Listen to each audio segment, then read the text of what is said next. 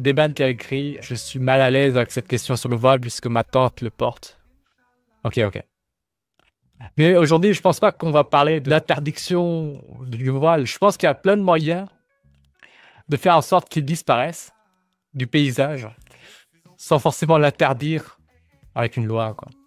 On peut faire disparaître des choses rien qu'en discriminant à mort. Mais on en parlera très très vite, ok? Bon alors, ce live, il sera en plusieurs parties. En fait, je voulais faire plein de choses ce soir. Je voulais voir ce reportage.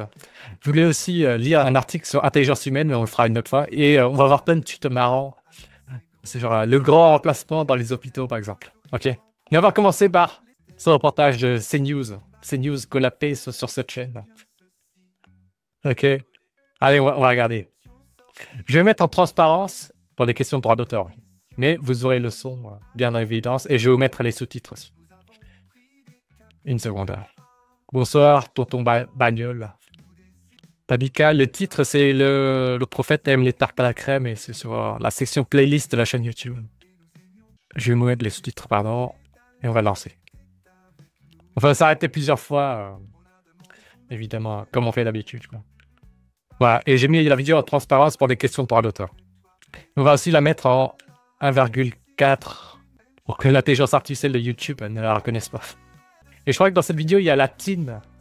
Il y a une TIN apostate dans cette vidéo. D'ailleurs, que j'encourage, mais je pense qu'ils ne veulent pas s'associer avec moi. Je suppose que mes vidéos sont trop racistes. Et je les comprends, je les comprends. Je les comprends. On les accuse déjà d'être perméables à l'extrême droite et des choses comme ça. Donc, Si je dis quel logiciel d'IA musical, j'utilise surtout Suno. Suno, S-U-N-O. Et je fais un peu de montage perso aussi pour obtenir les résultats finaux, quoi. Allez, on va commencer. Certains pensent qu'il est un symbole de liberté et de pureté pour les femmes. Ce qui est à moi, mon corps m'appartient, ça veut dire que je décide de le montrer ou non. Pour d'autres, il représente la soumission à l'homme et un instrument de propagande islamiste. Ce voile n'est pas un simple bout de tissu, c'est l'uniforme islamiste. Ces derniers jours, plus que jamais, le voile est au cœur de tous les débats. Vive le sport, et donc à bas le voile, bien sûr. Vraiment, on est dans une islamophobie débridée en France, il faut s'en rendre compte quand même. Il y a la TIN Sandrine Rousseau qui utilise le terme islamophobie. Elle ne prend jamais le temps de le définir. Pour ceux qui sont habitués à ma chaîne, ne culpabilisez jamais d'être islamophobe. Ne culpabilisez jamais. Parce que personne ne définit ces termes. Par exemple, c'est tout à fait normal d'avoir de l'aversion, de l'appréhension, d'être circonspect vis-à-vis d'une idéologie dans laquelle il y a des textes qui disent, je le répète tout le temps, que vous pouvez crimpailler des captives. Et dans ces textes-là aussi, c'est écrit que les mécréants sont idiots, les mécréants sont des merdes, les mécréants ne savent pas réfléchir. Seuls les mousselis sont des gens intelligents. Évidemment, dans le monde réel, ça ne se vérifie pas. Ça se voit d'ailleurs dans les dépôts de brevets et tout ça, quoi. Voilà. Exactement, joueur rétro, je suis islamo-sceptique, comme toi, voilà. Moi, je suis islamo-circonspect, je suis islamo-méfiant. C'est comme ça qu'il faudrait le prendre. Faut pas culpabiliser d'être islamophobe. Faut pas culpabiliser d'être raciste non plus, puisque personne ne prend le temps de définir ces mots. Allez, on continue. La TIN, Sandrine Rousseau. Alors qu'un projet de loi vise à interdire le port du hijab dans les compétitions sportives, la société se déchire. Chez les voisins, tout se passe bien et ça n'emmerde personne. Je dis à ceux qui ne connaissent pas de la fermer. C'est dit, je pourrais lui dire en face de lui, avec ses 140 kilos, quand tu ne connais pas, ne t'en mêle pas. J'arrive pas à me projeter en France pendant longtemps, sachant que cette loi va passer, moi... Bah oui, clairement. Nous sommes allés à la rencontre de femmes voilées. Elles sont de plus en plus nombreuses en France. Celles qui arborent fièrement leur voile. C'est pas un acte de soumission envers mon mari, mais c'est un acte de soumission envers mon créateur. Celles qui ont décidé de le retirer. Vous m'embêtez ? Je me plaignais beaucoup à mon ex-mari, que j'en avais marre de porter des sacs poubelles. Et à chaque fois, c'était des menaces. Harcelées et insultées. Voilà. Pourquoi tu m'insultes ? Le port de l'abaya a été interdit dans l'école publique, mais le sujet reste très sensible. Depuis la mort de Samuel Paty, rien n'a changé, bien au contraire. L'islamisme progresse à vitesse grand V au sein de l'école républicaine, et rien n'est fait. Et de nombreux professeurs exercent leur métier dans la peur. J'ai une collègue par exemple qui a demandé à une élève d'enlever son turban, et c'est la collègue qui a été convoquée avant l'élève. Enfin, plongé dans les coulisses des sites de rencontres amoureuses réservés aux femmes musulmanes. Par exemple, là, il y a une sœur de nationalité française, origine tunisienne, âge 35 ans. Êtes-vous voilée? Oui, alhamdoulilah. En islam, les cheveux de la femme sont considérés comme sa nudité. France, non. Alors, pour la petite anecdote, l'origine du voile dans les textes mousselis, les textes du canon mousselis, les textes les plus authentiques, entre guillemets, enfin, considérés par les mousselis comme les plus authentiques. L'histoire du voile, c'est une meuf qui allait chier en pleine nuit. Il y aurait eu un compagnon du prophète qui l'a reconnu. Ah tiens, c'est toi là, je te connais. Et suite à ça, il paraît que le prophète a dit qu'il faut voiler les femmes pour qu'elles ne se fassent pas embêter parce qu'elles vont chier, quoi. Il y a aussi des prescriptions du genre, le voile, c'est pour les femmes libres. Les esclaves n'ont pas besoin de se voiler. C'est assez marrant, n'est-ce pas? Allez, on continue. Ce samedi après-midi à Paris, des dizaines de jeunes femmes voilées font la queue devant cette boutique éphémère de vêtements islamiques. Pour annoncer son arrivée en France, la marque de mode islamique Merachi a mis en ligne une publicité choc sur les réseaux sociaux. La tour Eiffel y apparaît recouverte d'une abaya et d'un voile. Par-dessus l'image, une phrase en anglais. Le gouvernement français déteste l'idée de voir arriver Merachi. À l'intérieur du magasin, un large choix de voiles, abaya ou encore kimar que les jeunes clientes s'arrachent.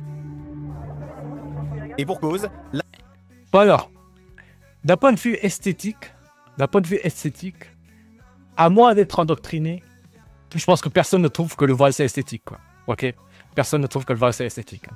Il n'y a que les mousselis qui, évidemment, par allégeance ethnico-religieuse, trouvent ça esthétique, quoi. Vous demandez à des gens qui n'y connaissent rien à l'islam, des Japonais, des Inuits, vous mettez devant eux des photos de femmes, par exemple une femme donnée, sans voile et avec voile. Tout le monde préférera son apparence sans voile. Voilà.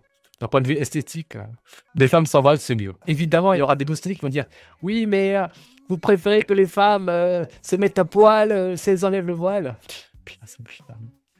Mais c'est quoi cet argument complètement éclataxe? Comme si, entre le voile et être à poil, il n'y avait pas des milliards d'intermédiaires. C'est tellement débile comme argument, quoi. Allez, on continue. La part des femmes musulmanes qui portent le voile islamique en France a augmenté de moitié en seulement une décennie. Elles étaient 18% en 2009, contre 26% en 2020.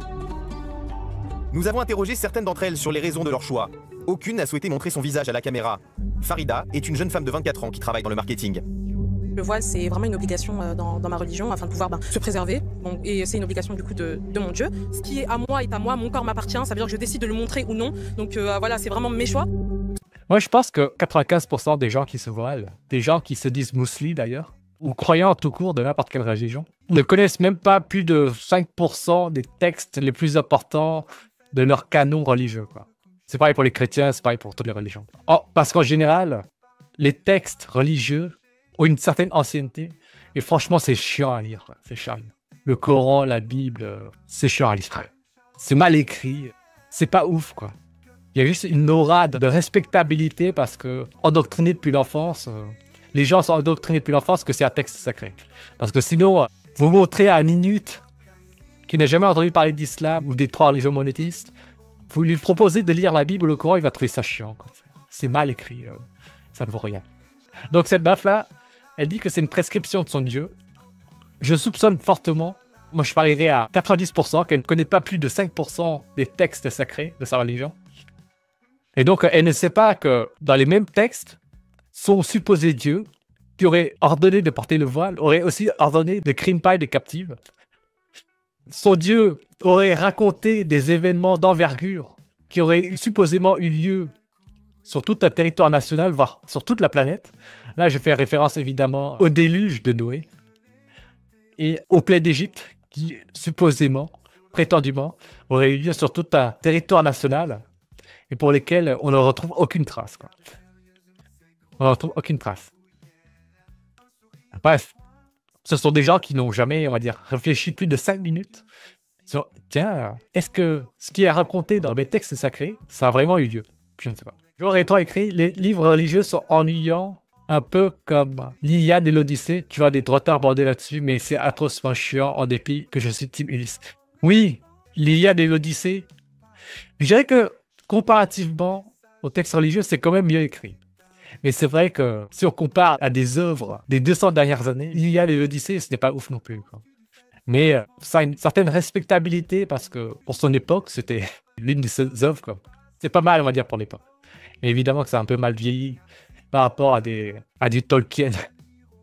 Ouais, du Akira Toriyama, évidemment. Allez, on continue. Donc en fait, cette meuf-là, elle dit que c'est une prescription de son dieu, mais c'est pas ignorance qu'elle dit ça. Selon cette autre jeune étudiante en faculté de lettres que nous appellerons Saba, porter le voile en société confère de nombreux avantages. C'est déjà un grand signe de pudeur. Et comme d'autres avantages, il y a aussi le fait de se préserver. Moi, j'ai remarqué dans mon groupe de copines, c'est un exemple tout bête, mais les garçons, ils étaient plus enclins à être un peu irrespectueux avec elles, à vouloir peut-être les draguer, à avoir des gestes un peu offensants avec elles, plutôt qu'avec moi, parce qu'avec moi, il y avait comme un signe de, voilà, on respecte. C'était comme une forme de respect. C'est pas un acte de soumission envers mon mari, mais c'est un acte de soumission envers mon créateur. Et Ok, ça c'est intéressant. Les mousselis hommes respectent plus les femmes voilées. Évidemment, puisque c'est un signe qui a dit qu'elle aussi est mousselie, donc de la même religion que la mousselie. Et évidemment, dans les textes mousselis, vous ouvrez n'importe quelle page du Coran, c'est mécréanophobe, quoi. Quasiment 90% du Coran, c'est les mécréants iront en enfer, si vous ne croyez pas, vous allez brûler en enfer. Moi, j'aime pas les mécréants, blablabla, blablabla. Les textes mousselis, évidemment, pas que les textes mousselis, sont clairement suprémacistes, mécréanophobes. Voilà. Les textes mousselis disent que les mousselis valent plus que les non-mousselis. Et c'est pour ça que les hommes mousselis respectent plus les femmes voilées que les femmes non voilées. Et d'ailleurs, dans les textes, c'est écrit que les hommes mousselis peuvent crimpaille des femmes non mousselées. D'ailleurs, je pense que beaucoup de femmes voilées traînent avec des non voilés pour augmenter leur valeur auprès de certains hommes. Ah, ça, je ne sais pas. Je pense que tu parles de faire valoir, je ne sais pas. Peut-être, hein, je ne sais pas, mais... Allez, continue. je condamne effectivement les hommes qui forcent leurs femmes à porter ça, parce que ce n'est pas à eux d'intervenir dans ce choix-là, c'est à elles toutes seules.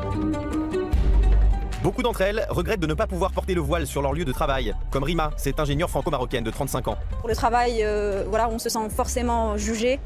J'ai eu plein de contrats de travail qui n'ont pas abouti juste parce que voilà, j'étais voilée, alors que sur mon CV, il n'y avait rien qui manquait. Et on m'appelait parce que j'avais les compétences, mais dès qu'il y avait ce premier entretien, en fait, ça ne matchait pas. En l'espace de 1 an et demi, j'ai postulé avec mon voile, et donc j'ai eu 0 entretien. Et dès que je l'ai retiré du coup sur mon CV, j'ai eu 7 entretiens en 2 semaines. Là, on va parler de discrimination sur le voile. Les mousselis, ils n'ont pas l'air de comprendre que pour des non-mousselis, quelqu'un qui vient en voile et qui prétend que c'est le créateur de l'univers qui l'a préconisé, nous, comme on n'y croit pas, on voit ça avec circonspection, quoi. C'est comme si quelqu'un débarque à un entretien d'embauche ou n'importe quelle autre forme de collaboration. Quelqu'un débarque avec un costume, avec une queue d'écureuil. Je vais vous montrer, c'est celui que je montre souvent, une seconde. Une seconde. Accessoire de renard. Je n'ai pas imaginé, quelqu'un arrive à un entretien d'embauche, porte ce genre d'accessoire.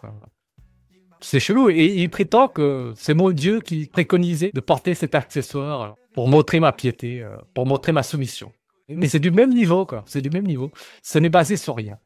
Aldorf a écrit avoir le voile, c'est du même niveau qu'avoir un bonnet du Père Noël et vouloir qu'on respecte son bonnet. Effectivement, c'est ça. En fait, les mousselis ne se disent pas que s'ils arrivent à nous prouver que c'est vraiment Dieu qui a préconisé de porter le voile ou le camis ou n'importe quoi, bah nous, les non-mousselis, on arrêtera de faire des discriminations sur le voile. On se mettra même nous-mêmes à porter le camis et le voile. C'est pas plus compliqué que ça. Mais sauf que lorsqu'on connaît quelques passages des textes mousselis, comme les crimpailles des captives, les mouches, les ailes des mouches, sur une des ailes, il y a un remède et sur l'autre, il y a un poison, bah, on prend pas ça au sérieux, quoi. On prend pas ça au sérieux lorsqu'on connaît ça. Jerry Spieth Athènes a écrit « Par contre, tu penses que la mort de la religion chez l'homme a contribué à la prolifération des psychédéliques en Occident ?» Alors, moi, je pense que la religion, déjà, c'est faux. La religion, c'est faux. Qu'on soit clair. Et maintenant, est-ce que la religion a des bienfaits? Moi, je pense que oui. Ça dépend des gens, vous voyez. La religion, ça peut apporter du réconfort chez des gens qui sont pas trop bien dotés génétiquement parlant, qui sont pas trop bien classés dans la hiérarchie des hommes, la hiérarchie des femmes. Voilà. Et la religion apporte un certain réconfort. J'en conviens tout à fait. Hein. J'en conviens tout à fait. Mais ensuite, il y a d'autres conséquences collatérales de ce réconfort. C'est par exemple avec la religion mousselie, qui va jusqu'à couper des pots de bites, faire que des parents coupent des pots de bites à leurs enfants qui ont rien demandé. Faut être des gens qui niquent hors mariage ou coupent des mains des voleurs. Quoique couper les mains des voleurs, ça, je ne suis pas particulièrement contre, mais il faut évidemment nuancer ça. on coupe à partir de quelle valeur d'objet volé. Voilà. Je pense qu'il faudrait discuter là-dessus. Mais couper la main des voleurs, des gens qui volent beaucoup, personnellement, moi je trouve que ça se discute. Effectivement, Joueur Rétro a écrit un truc intéressant. Si Yann Leca ou Elon Musk étaient muesli, là effectivement je me poserais des questions. Moi aussi. Les mueslis se demandent jamais pourquoi Elon Musk ne se convertit pas. Pourquoi Sam Altman ne se convertit pas. Moi j'ai fait des vidéos là-dessus, évidemment.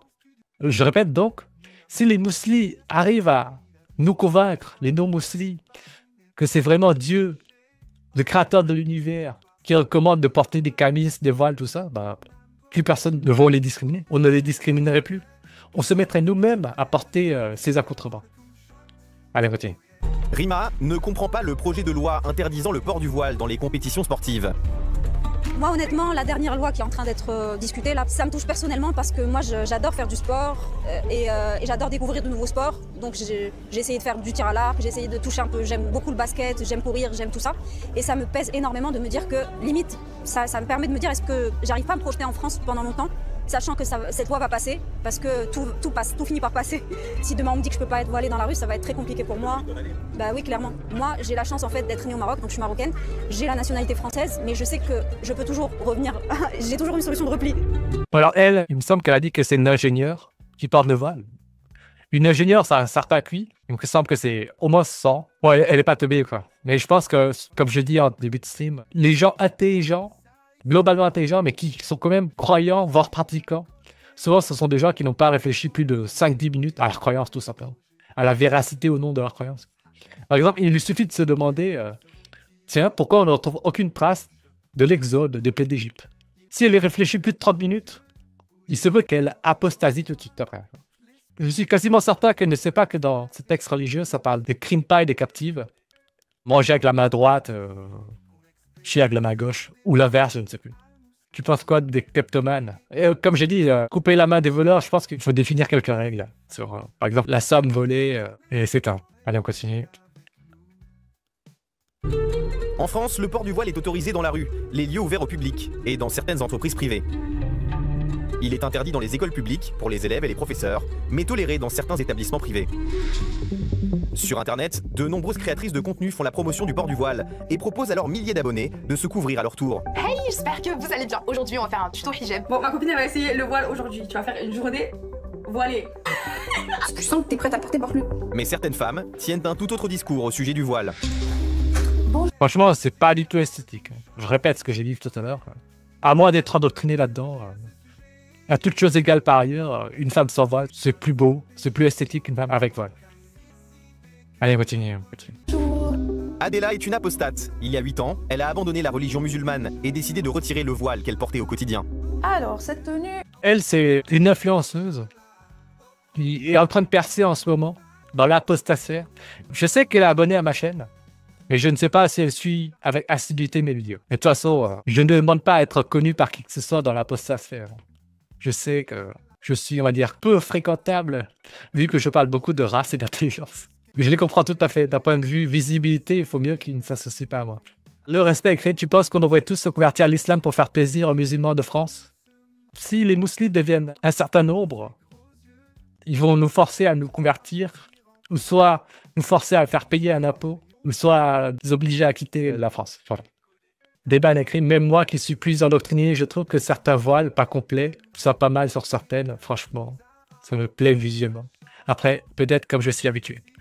Ensuite, ça peut avoir un certain côté esthétique si tu fais un peu de roleplay. Si c'est du roleplay occasionnel, comme dans les vidéos de Mia Khalifa,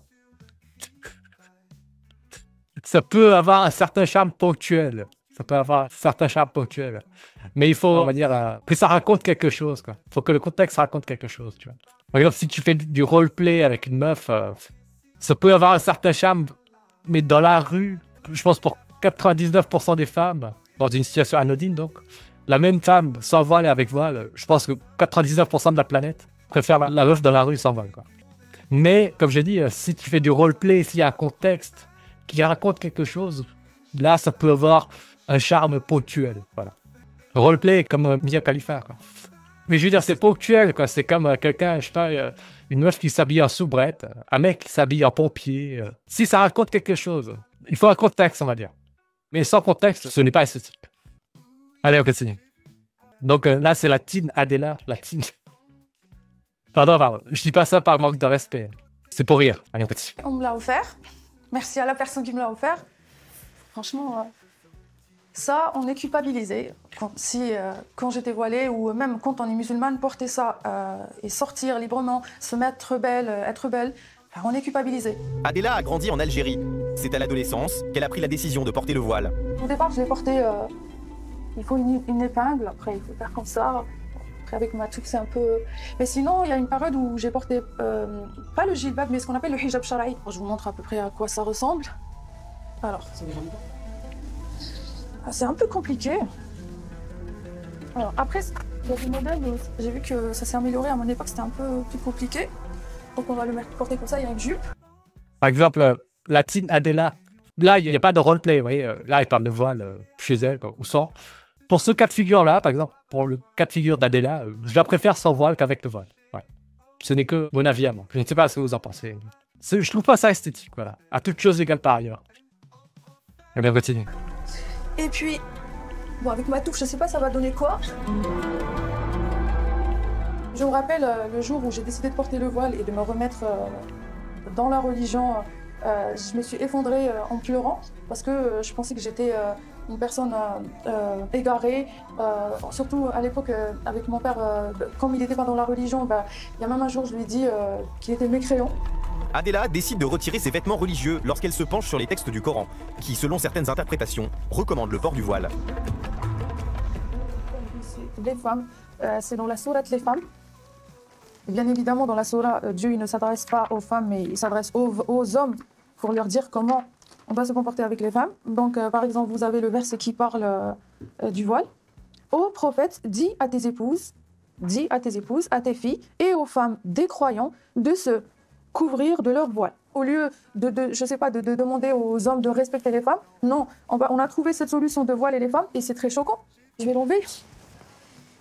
Oui, effectivement, si on devait parler de civilisation et de système de valeurs, il y a le système de valeurs musulman qui dit que s'il y a câlin sans consentement, dans le cas de figure d'un câlin sans consentement, dans le système de valeurs des musulmans, on va considérer que c'est la femme qui a allumé l'homme, voyez, parce qu'elle ne portait pas le voile. Dans, on va dire, le système de valeurs non musulman occidental en 2025, c'est la faute de l'homme qui n'a pas su se retenir. Dans l'un, chez les musulmans, on va rejeter la faute sur la femme qui a allumé l'homme en ne portant pas le voile. Chez les non-musulmans, c'est l'inverse. Rien continue. J'arrive pas à suivre tous vos commentaires, il y en a un peu trop, désolé. Sinon, on finit pas la vidéo. On est à 40% de la vidéo. On continue. Moi, le voile, c'est plus possible. Et depuis ce jour-là, je l'ai enlevé. Et pour adopter des valeurs beaucoup plus saines, beaucoup plus vraies, beaucoup plus utiles, beaucoup plus nécessaires, qui est les valeurs de la République. Alors, ça, c'est mon drapeau. J'ai un rapport avec la France qui est indescriptible. On est bien en France, sincèrement, la liberté, le fait que... Vous avez trouvé que je suis un peu chelou, mais avant, on a parlé de voile et de roleplay. Moi, je pense que c'est aussi possible de faire un roleplay avec un drapeau français. Un roleplay Jeanne d'Arc ou des choses comme ça. Pardon. On va continuer la vidéo. On m'a donné l'opportunité de m'exprimer, de m'émanciper, d'être moi, sans invective, d'avoir mes droits, la laïcité, les valeurs républicaines, les droits de l'homme. Ça, c'est important et c'est ce que je fais d'ailleurs sur les réseaux sociaux. Plusieurs fois par semaine, Adela anime des débats en direct sur les réseaux sociaux, drapeau français sur les épaules, pour échanger avec des musulmans au sujet de leur religion. J'espère que les réactions seront pas virulentes, ça dépend des jours. Coucou tout le monde. Salut. Salut Adela. Ça va? Oui, je t'écoute. Prix individuel a écrit, elle a lâché un dogme pour un autre. C'est pas forcément un dogme, hein. Je pense que tous les non-musulmans savent que les droits de l'homme, les principes comme l'égalité des droits, des choses comme ça, ne sont pas divins, ce sont des règles inventées par des hommes sur lesquelles on s'est mis d'accord.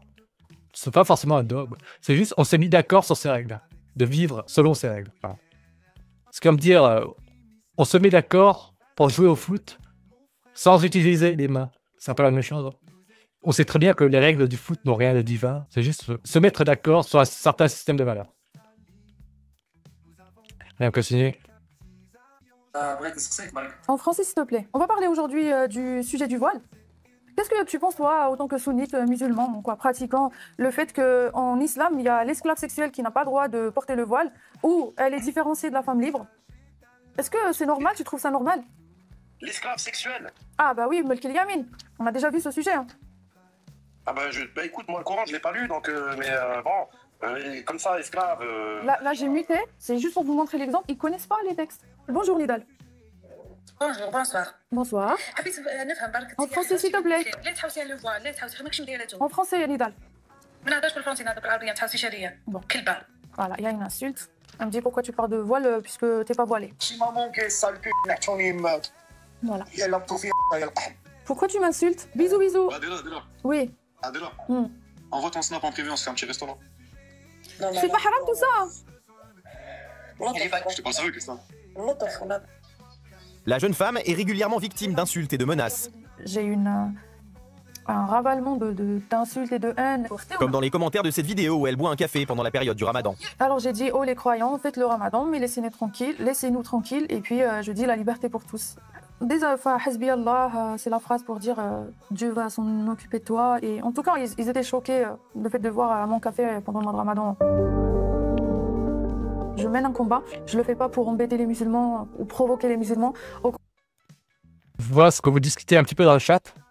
Peu importe qu'une idée A, qu'un système de valeur A soit plus idiot ou non qu'un système de valeur B, s'il y a un certain pourcentage de la population qui adhère à l'idée A et qui est un pourcentage beaucoup plus grand que le pourcentage de la population qui adhère à l'idée B, les gens qui adhèrent à l'idée A, même si cette idée est idiote, peuvent persécuter, l'imposer à la population qui adhère à l'idée B parce qu'ils sont plus nombreux. Voilà. Le combat intellectuel, les débats par les arguments, évidemment que ça peut en convertir quelques-uns, ou déconvertir plutôt, de l'idée A, mais il y a des gens qui ne sont pas récupérables. Donc ils sont trop ancrés dans l'idéologie dans laquelle ils ont été endoctrinés, dans laquelle ils sont nés, et on ne peut rien y faire, quoi. Les débats que font par exemple les apostats sur Internet, ça peut en déconvertir certains, mais ce n'est pas dit que ce soit suffisant. Voilà. Ce n'est pas dit que ce soit suffisant. Il faut aussi comprendre qu'il y a des gens qui ne veulent pas débattre, quoi, parce que c'est du temps et de l'énergie. Il y a certainement des gens qui considèrent que la religion musulmane, qui considèrent comme moi que c'est idiot, que c'est pas vrai, que c'est pas historien, que c'est de la bêtise. Mais ils ne veulent pas discuter ou débattre parce qu'ils n'ont pas le temps. Et je les comprends tout à fait. Ils veulent juste virer les musulmans de France sans passer par les débats parce qu'ils estiment que ça ne vaut pas le temps de perdre du temps là-dessus, quoi. Je peux les comprendre aussi. Elle a continué. Au contraire, mais j'ai un but derrière, c'est que les musulmans ou les non-musulmans aient conscience de la réalité de cette religion. L'islam, cette religion, c'est une religion suprémaciste, totalitaire, et soit on se bat pour garder ce qu'on a gagné, ce qu'on a acquis il n'y a pas longtemps, il n'y a pas si longtemps que ça, soit ce sera l'islam qui gagnera, soit ce sera ces idées, cette idéologie qui va gagner. À la rentrée 2023, Gabriel Attal, alors ministre de l'Éducation nationale, annonce l'interdiction du port de l'abaya, tenue islamique valorisant la modestie de la femme au sein de l'école publique. Une mesure stricte qui n'est pas toujours appliquée sur le terrain. Brigitte est professeure d'histoire avec 15 années d'expérience dans un lycée du sud de la... Les politiciens qui disent je veux combattre l'islamisme, je veux combattre l'obscurantisme, tout ça. En fait, ils pourraient faire ça quasiment du jour au lendemain. Franchement, par exemple, on va prendre Emmanuel Macron. Si vous voulez vraiment combattre l'islamisme, combattre l'islam, combattre l'obscurantisme. Imaginez Emmanuel Macron avec ses quelques dizaines, voire centaines de followers sur Instagram, Facebook, Twitter. Emmanuel Macron a juste faire la promotion, par exemple, de Majid Okocha ou de Jack le Fou. Et punaise, du jour au lendemain, en quelques semaines, je pense que l'islam en France aura beaucoup moins de poids. Ils ont juste à faire ça s'ils veulent vraiment, on va dire, réduire l'importance de l'islam en France. Mais pourquoi ils ne le font pas? Parce que finalement, c'est juste du déclaratif, quoi. Ils ne cherchent pas forcément à faire reculer la religion, l'obscurantisme en France. Imaginez Emmanuel Macron, Gabriel Attal, qui retweet du Majid Okocha ou du Jack. Imaginez juste ça, quoi. L'islam perdrait énormément de terrain, quoi. C'est surtout du déclaratif, hein. Je pense qu'il y a beaucoup de dirigeants qui sont certainement financés par des milliardaires qui voudraient imposer certaines religions par la population. Financé par le Qatar, peut-être, certainement. Comme LFI. Et les filles, c'est plus flagrant. Voilà. Si les autres partis voulaient vraiment faire reculer l'islam en France, ils ont juste à retweeter le travail de Adel Axiar, de Majid Oukacha ou de Jacques Le Fou. C'est pas compliqué. Hein. C'est pas compliqué de faire reculer l'islam en France. Oui, Valérie Boyer a cité. C'est un début, c'est un début. Le nombre de fois où l'apostasaire sera mentionné par les dirigeants sera fonction du bruit qu'ils font sur Internet, sans l'aide de ces dirigeants. Voilà. Le discours des dirigeants, des influenceurs, reflète dans une certaine mesure les débats, les sujets de débat que lance spontanément la population des non-influenceurs ou des influenceurs plus petits. Si Jacques Le Fou avait 1 million d'abonnés, si Majid Oukacha avait 1 million d'abonnés, peut-être qu'à partir de là, vous aurez des ministres qui commenceront à les mentionner. Ils pourraient le faire tout de suite. Vous pouvez être certain que Emmanuel Macron a déjà entendu parler de Jacques Le Fou ou de Majid Oukacha. C'est certain, c'est certain. Mais il ne mentionne pas parce qu'il ne cherche pas vraiment à combattre l'islam. France. Traumatisée par l'affaire Samuel Paty, enseignant décapité pour avoir montré à ses élèves des caricatures du prophète Mahomet, elle souhaite témoigner anonymement. Depuis la mort de Samuel Paty, rien n'a changé, bien au contraire. L'islamisme progresse à vitesse grand V au sein de l'école républicaine et rien n'est fait. On met la poussière sous le tapis, on est encore sur la position du pas d'amalgame. Voilà, pas d'amalgame qui engendre le pas de vague. On a une progression très claire du port du hijab. On a eu les abayas. Elle continue d'être portée. Sur cette photo, on a un cas typique. Vous voyez, depuis une dizaine d'années, les dirigeants disent qu'ils veulent combattre le terrorisme. Plus jamais ça, après chaque attentat. Mais finalement, ils continuent à faire venir par centaines de milliers de musulmans. Évidemment qu'ils ont des ordinateurs qui peuvent calculer le risque de survenue d'attentats en fonction du nombre de musulmans qu'on autorise à venir en France. Quoi. Ça peut être modélisé, tout ça. On peut calculer des risques par ordinateur, c'est pas compliqué. Hein. Ils savent très bien que plus on fait venir de musulmans, plus le nombre d'occurrences d'attentats va augmenter. Jupe, abaya, on retrouve les marqueurs identitaires, le petit chignon pour pouvoir placer le hijab ou le kimar en sortant. Dans l'enceinte scolaire, elle refuse toute mixité. Elle refuse de s'asseoir à côté de garçons, même s'ils sont musulmans. Elles restent entre elles et elles peuvent aussi sélectionner les cours, c'est-à-dire décider de ne pas se présenter à des cours qui viendraient, comment dire, mettre à mal leur système de valeurs. C'est aussi faire pression sur les filles musulmanes qui sont tout à fait intégrées, qui sont tout à fait assimilées, qui pratiquent de façon privée et respectueuse de la République leur religion et qui sont prises, on va dire, à partie, puisqu'on leur dit « tu n'es pas une vraie musulmane parce que tu ne portes pas la tenue modeste ». Alors le dialogue, personne ne trouve le courage de l'entamer en fait. Parce que depuis l'exécution de Samuel Paty, tout le monde a peur. Une jeune fille portait une abaya. Ma collègue lui a signifié que l'abaya n'avait pas droit de cité au sein de l'école, que c'était en dehors de la loi. Il y a eu des messages qui ont circulé via les réseaux et clairement des messages qui indiquaient clairement qu'il fallait lui faire une Samuel Paty. Vous êtes inquiète pour l'avenir? Oui, très inquiète. Très inquiète parce que ce que l'on observe à l'école nous permet d'entrevoir ce qui va se passer plus tard dans la société. C'est-à-dire qu'on a toujours... Oui, là, ça parle de Samuel Paty. Tous les dirigeants ont dit plus jamais ça, plus jamais ça. Mais ils continuent de faire venir des centaines de milliers de musulmans tous les ans en France. Donc ce risque d'occurrence similaire ne fait qu'augmenter. Ils pourraient parler de Jacques Le Fou et réduire l'islam quasiment du jour au lendemain, mais ils ne le font pas. Ils pourraient mentionner Majid Oukacha, ils ne le font pas. Les dirigeants faut vraiment les considérer comme des délégués de classe à qui vous confiez des missions. Vous leur confiez les moyens et des missions qu'ils doivent accomplir. Ce à quoi ils aspirent, c'est de conserver les moyens que vous leur donnez, c'est-à-dire par l'argent des impôts, entre autres, et de vous rendre le service minimum. Quoi. Des dirigeants qui disent on va combattre le terrorisme, il faut toujours vous dire qu'ils vont faire le strict minimum de ce que vous attendez d'eux. C'est toujours comme ça. Raisonnez comme ça et vous comprendrez pourquoi les dirigeants en font si peu. Oui, effectivement, débat. Emmanuel Macron pourrait mentionner ma chaîne, évidemment. Toutes les vidéos que j'ai faites sur l'intelligence, les races, la corrélation entre intelligence et productivité, réussite socio-économique, production de richesse. Évidemment que les dirigeants connaissent déjà ces études, évidemment. Mais ils continuent à faire venir des centaines de milliers de BAC en France et ils parlent de redresser l'économie, tout ça. Il faut aussi fuir des hauts cuits, évidemment qu'ils savent que ce qu'ils entreprennent comme politique, les mesures politiques qu'ils choisissent, sont incompatibles avec ce qu'ils déclarent, évidemment. Oui, il y a aussi Alibaba. Allez, on continue. Un temps d'avance, on voit les changements sociétaux à venir parce qu'on connaît les enfants, on travaille avec eux, On voit aussi poindre le discours politique. La politique, comme j'ai dit dans un autre stream, ça ne sert à rien de faire élire X ou Y si il n'y a pas un espèce de contrôle qualité, les obliger à tenir leurs promesses, à exécuter les mesures qu'ils ont promises une fois qu'ils sont élus, quoi, tout simplement. Il faut qu'ils aient peur, il faut que les dirigeants aient peur de ne pas rendre les comptes, voilà, par rapport à la population. Mais bon, c'est que mon avis, hein. Vous en faites ce que vous voulez. Hein. Les dirigeants ne tiendront jamais leurs promesses s'ils n'ont pas peur qu'il y ait des répercussions s'ils ne les tiennent pas. Voilà. C'est comme un délégué de classe hein, à qui vous confiez de l'argent pour préparer un voyage scolaire. Il va vous rendre le service minimum avec l'argent que vous lui confiez, quoi. Vous lui confiez de l'argent pour préparer un voyage au Japon, il va juste vous proposer, avec l'argent que vous lui avez confié, une sortie au musée du coin. Allez, continue. Des islamistes. Une inquiétude partagée par ce professeur de lettres en lycée de la région parisienne. Âgé de 37 ans, l'homme préfère lui aussi témoigner anonymement.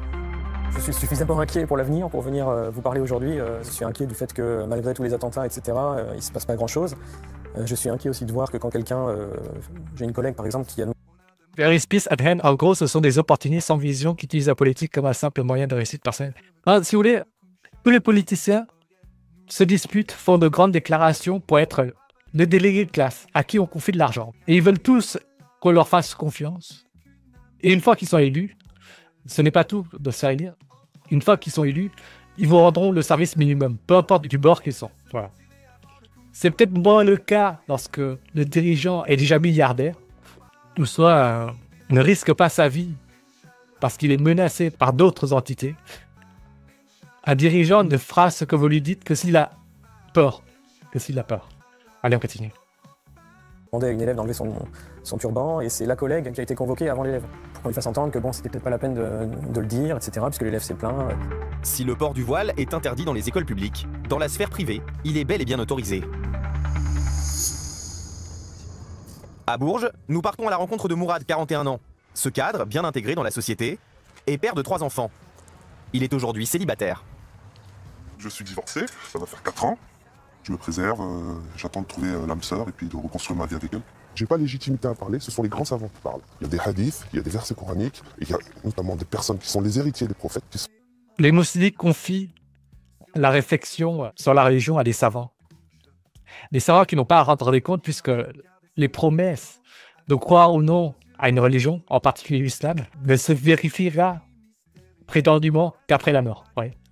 Lorsque vous faites confiance à, je sais pas, un chirurgien, les résultats de cette confiance que vous lui accordez se verra tout de suite s'il rate ou non son opération, quoi.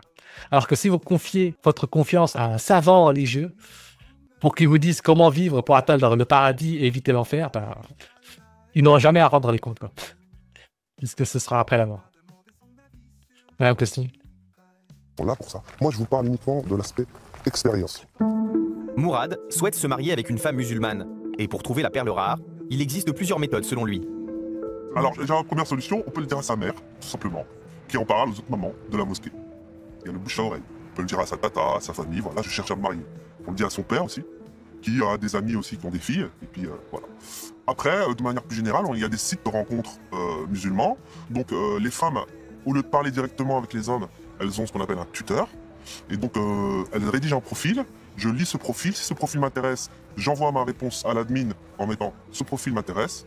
L'admin va contacter le tuteur de la dame, de la femme, qui va lui dire « tel profil est intéressé par toi ». Puis après, si ça l'intéresse, le profil l'intéresse, on fait un appel visio quand elle n'est pas là, où il y a son père ou son frère ou son tuteur qui est là, en troisième personne, et on échange en direct.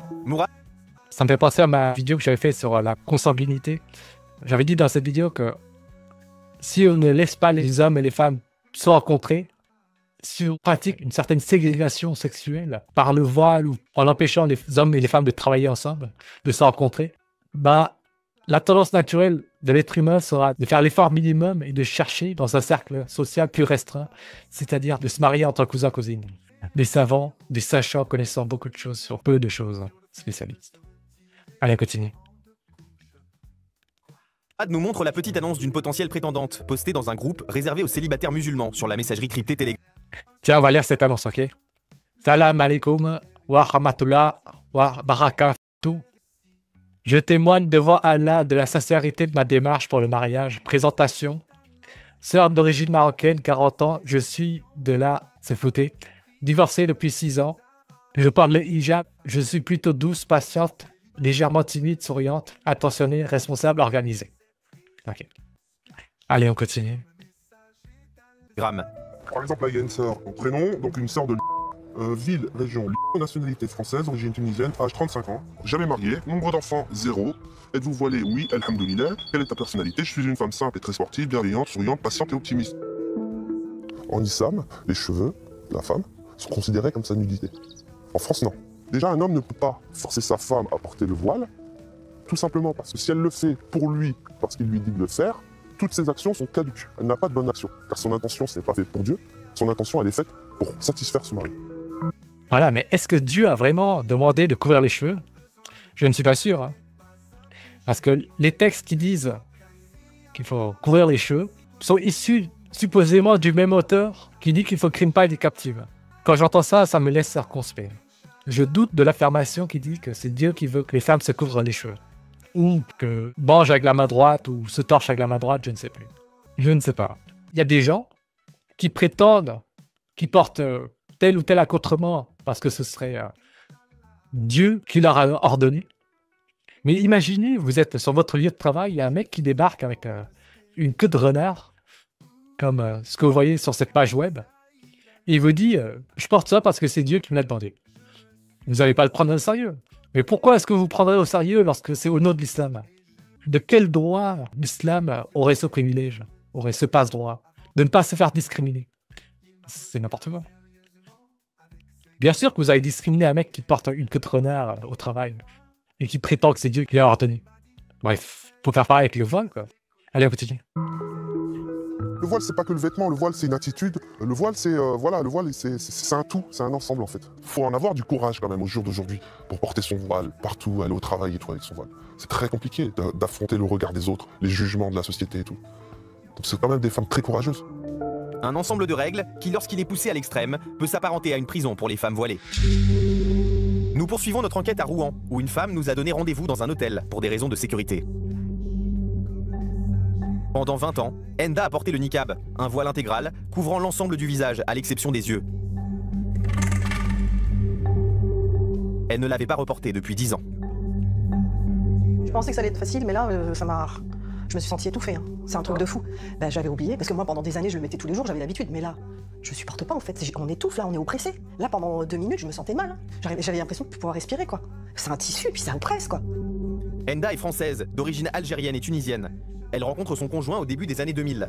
Après un mariage arrangé, l'homme lui impose de couvrir son corps, son visage, ses cheveux, et lui fait vivre un véritable enfer. J'ai malheureusement pour moi vécu ce genre de mariage arrangé avec un homme tunisien, d'origine tunisienne, qui est né en France comme moi. Sauf que cet homme était salafiste. Il m'a jeté tous mes petits voiles à la poubelle et il m'a dit maintenant ce sera ça, tu n'as pas le choix. Au début c'était ça et après il m'a dit tu vas mettre le niqab. Donc après on voyait plus mon visage. Voilà, et j'ai vécu comme ça presque 10 ans.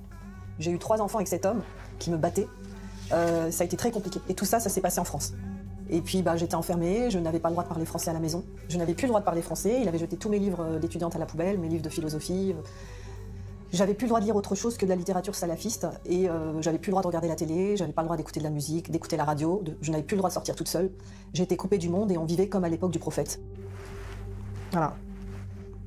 C'est ce qui est imposé aux femmes, c'est la tenue que portent les femmes en Arabie Saoudite. Donc moi j'avais interdiction de porter d'autres couleurs que le noir ou des couleurs très foncées. Je me plaignais beaucoup à mon ex-mari, je lui disais que j'en avais marre de porter des sacs poubelles. Tiens, il y a Very Space Ahem qui a dit un truc marrant. Tu penses que si des extraterrestres arrivent avec une technologie ultra avancée, ils nous font tous avoir une vision de Jésus qui nous dit quoi faire, ça marcherait? Alors,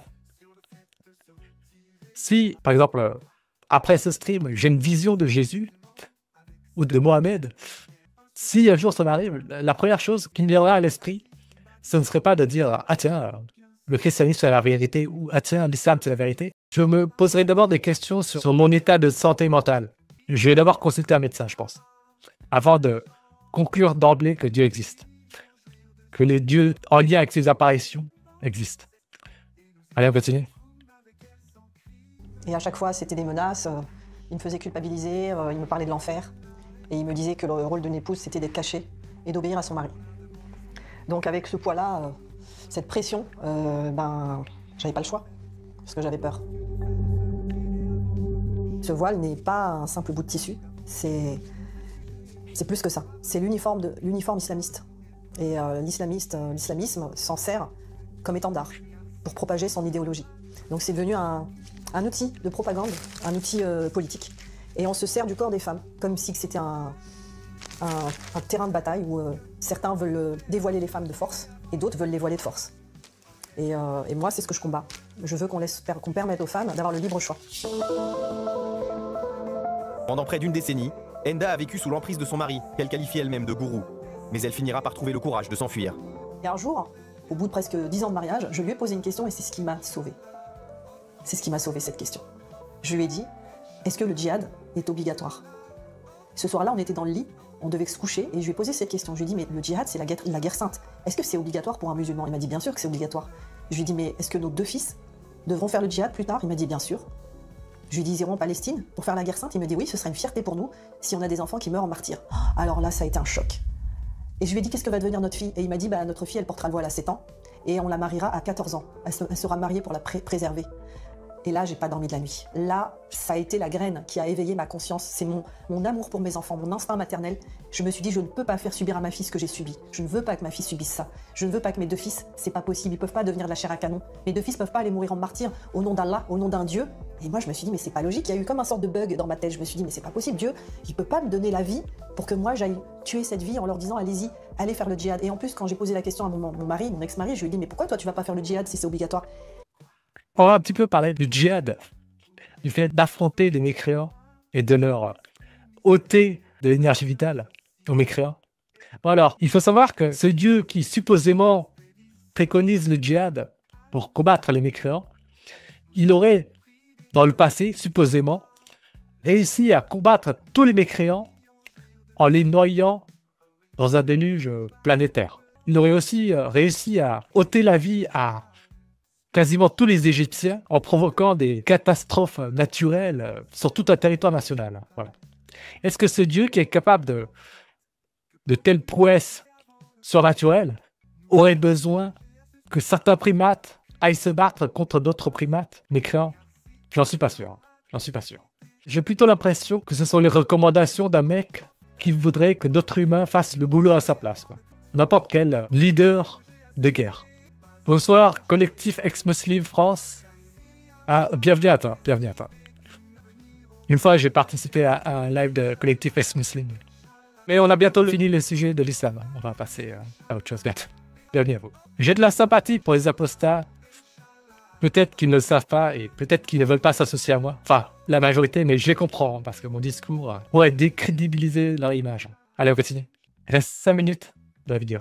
Et là, il est devenu tout rouge, il a commencé à être très mal à l'aise, à bégayer et à me dire « Mais non, moi je peux pas, je dois m'occuper de ma famille ». Il a trouvé des excuses, donc en fait, non, je me suis dit « Mais ça le dérange pas d'envoyer ses 2 fils à la mort ?» Mais par contre, lui, non. Et là, je me suis dit « Il faut que je fasse quelque chose, il faut que je sauve mes enfants ». 10 ans après avoir retiré son niqab, Enda est toujours musulmane. Elle poursuit son combat contre l'islam radical, mais elle est opposée à une interdiction totale du voile en France. Le voile normal, le petit voile, à partir du moment où une femme, elle peut être féminine, porter des tailleurs avec un petit voile, elle s'insère dans la société, elle embête personne, elle fait pas de prosélytisme, eh ben, il faut la laisser tranquille, elle a le droit. On n'est pas en dictature. Moi, je suis contre tous ces gens qui veulent interdire le voile et qui veulent retirer le voile des femmes de force. On ne peut pas forcer des femmes à retirer le voile, sinon ça devient une dictature comme en Iran. Et je suis contre ces islamistes qui veulent imposer le voile aux femmes et qui disent que pour être une bonne musulmane, il faut absolument porter le voile et pas n'importe quel voile. Le voile salafiste, l'uniforme salafiste, que moi je sais reconnaître. Enda a divorcé de son ex-mari, qui a refusé de lui verser une pension alimentaire. Depuis, elle n'est jamais parvenue à redonner sa confiance à un homme pour reconstruire une relation durable.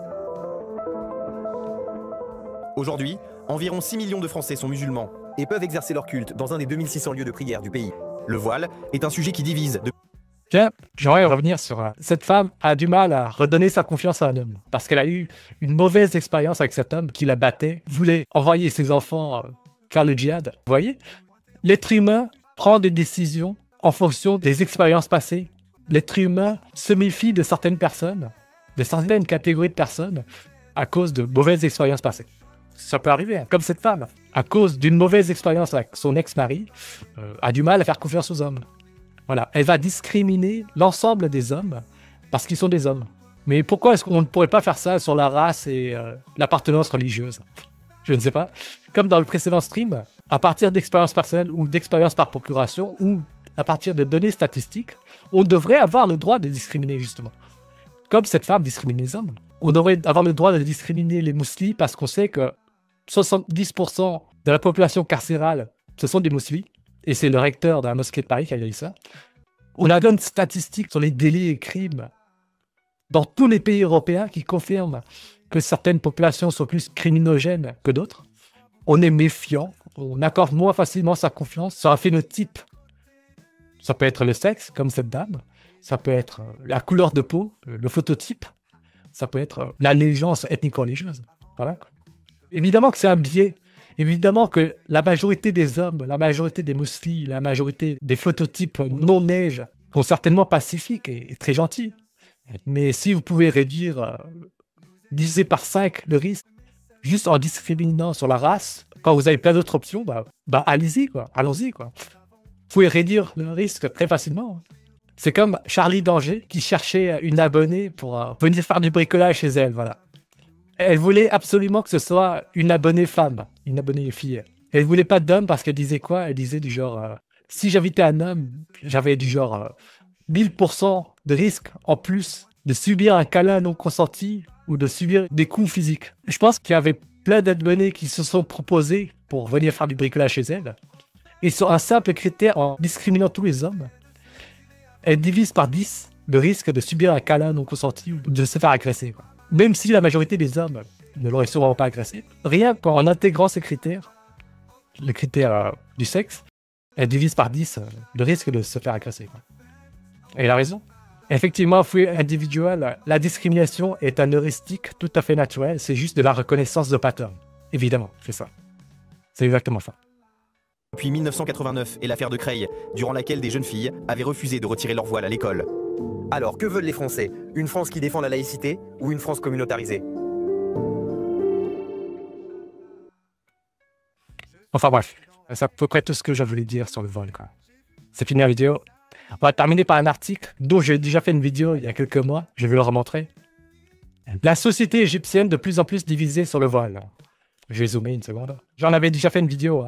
Je vais le résumer. Dans cet article, ça dit que les classes aisées en Égypte refusent de côtoyer des gens qui portent le voile. C'est une discrimination sur la crédulité à un récit un peu teubé, vous voyez, qu'est la religion musulmane, quoi. C'est tout simplement ça. C'est une discrimination indirecte sur le QI. C'est une discrimination indirecte sur le QI. C'est une discrimination sur la classe sociale, évidemment.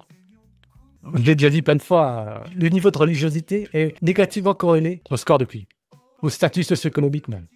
Discrimination à l'embauche, filtrage dans les restaurants. Une enquête de la BBC met en évidence que les femmes portant le hijab sont de moins en moins tolérées par les milieux aisés.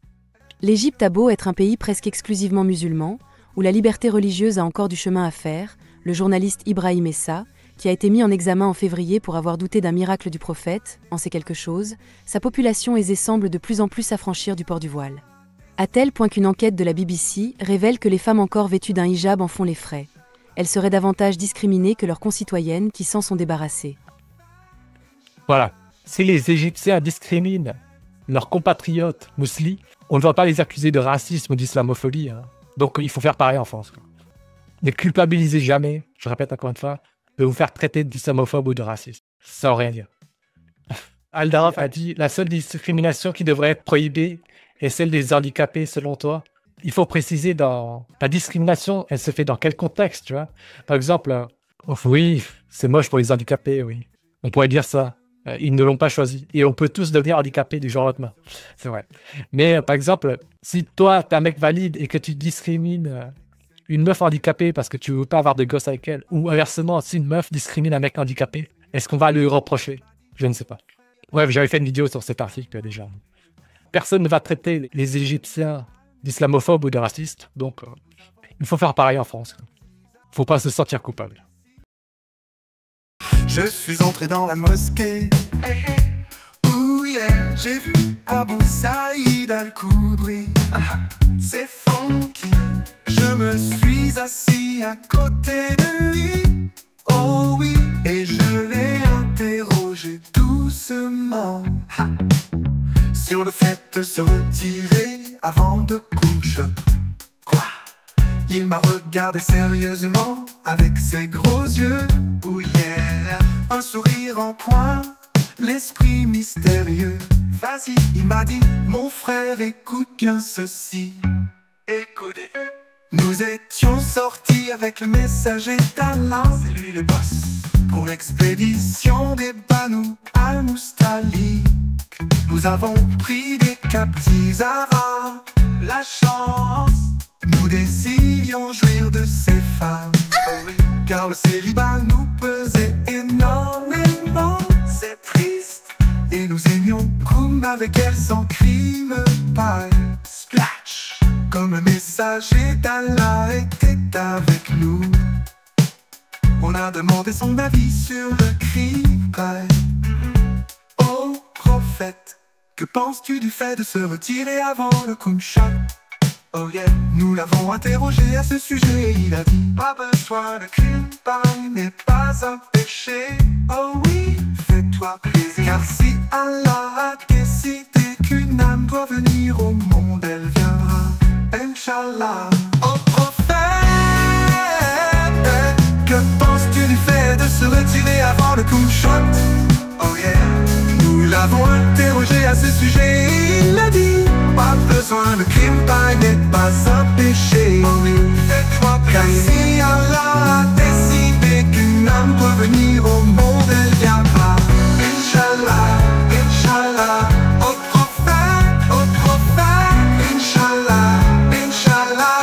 Oh prophète, Inch'Allah, Inch'Allah. Oh prophète,